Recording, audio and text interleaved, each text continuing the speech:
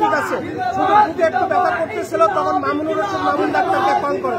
উনি বলে অমুক ট্যাবলেটটা খাওয়া দিয়ে আমার চেম্বারের সামনে বসে রাখেন। সে ট্যাবলেট খাওয়া দিয়ে তার চেম্বারের সামনে বসে থাকতে 2 ঘন্টা পর সে রুগী এই অবস্থা মারা যায়। তখন তো ভর্তি করায়নি না, ওনারা ভর্তি করে নাই। মামুনুর রশিদ মামুন ডাক্তার বলছে ভর্তি আগে করে না, আমি আশা করি ভর্তি করাবে।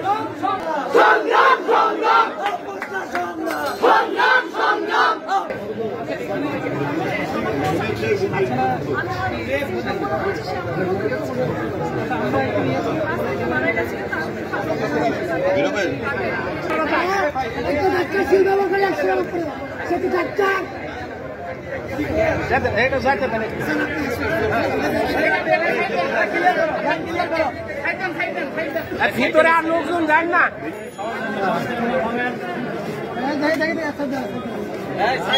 আপনি যান, বুঝছেন, আপনার ভিতরে যান।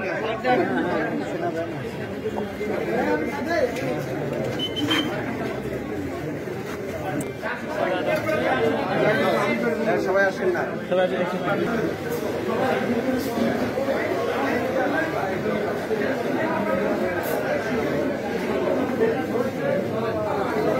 মামুনুর রশিদ আমার দাদুর চিকিৎসা করেছিল। মামুনুর রশিদ একটা ফালতু ডাক্তার। এই মামুনুর রশিদকে যখন আমি আমার দাদুর সিমটম বলছিলাম যে আমার দাদুর কি হয়েছে, তখন মামুনুর রশিদ আমাকে কিচ্ছু বলতে দেয়নি। বলতে না দিয়ে আমাকে বলেছে আপনি তো বড় ডাক্তার। আমাদেরকে বিভিন্ন রকমের টেস্ট দেওয়া হয়। টেস্ট দেওয়ার পরে তারা ডেঙ্গু টেস্ট করে। আমরা জানি ডেঙ্গু 3টা টেস্ট করে, 3টা টেস্ট করলে ডেঙ্গু নেগেটিভ না পজিটিভ জানা যায়। কিন্তু তারা আমাদেরকে ডেঙ্গু টেস্ট করে নেগেটিভ করে। আমার দাদু আজকে ডেঙ্গুর চিকিৎসা পায়নি এবং আমার দাদু একটা জনজাতির সুস্থ মানুষ মারা গেছে।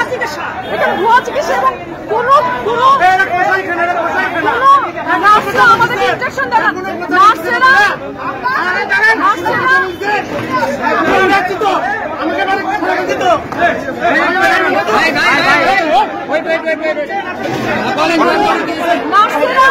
আমি যদি নার্সকে রাখছি আমার দাদুকে ইনজেকশন দেওয়ার জন্য, নার্স বলছে ডাক্তারের বাড়িতে মিষ্টি নিয়ে গেছে, ডাক্তারের বাড়িতে মিষ্টি নিয়ে গেছে, কিন্তু নার্স আমার দাদুকে ইনজেকশন দেয়নি। আমি বলেছি আমার দাদুকে ইনজেকশন দিলেন না কেন, বসে যে ডাক্তারের বাড়িতে মিষ্টি দিতে হবে।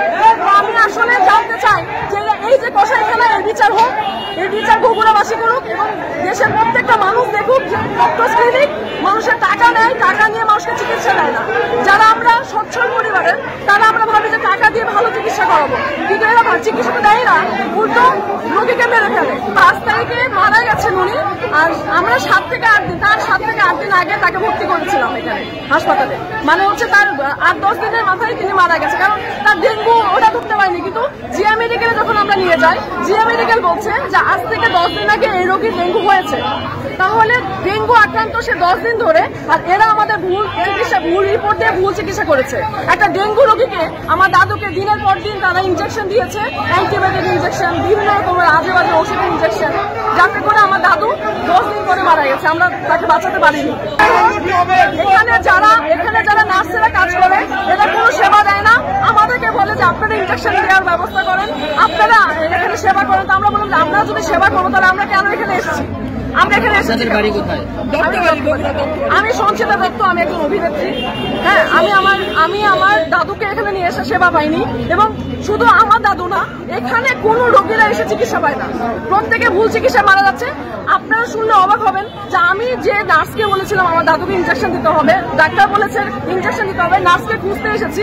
নার্স যাচ্ছে হাতে মিষ্টির প্যাকেট নিয়ে ডাক্তারের বাড়িতে, আমাকে বলছে যে আমি আগে ডাক্তারের বাড়িতে মিষ্টিটা পৌঁছে দিব, তারপরে আপনার দাদুকে ইনজেকশন দেবো। তাই বললাম আপনার কাজটা কি, ডাক্তারের বাড়িতে মিষ্টি পৌঁছে দেবো নাকি আমার দাদুকে ইনজেকশন দেওয়া?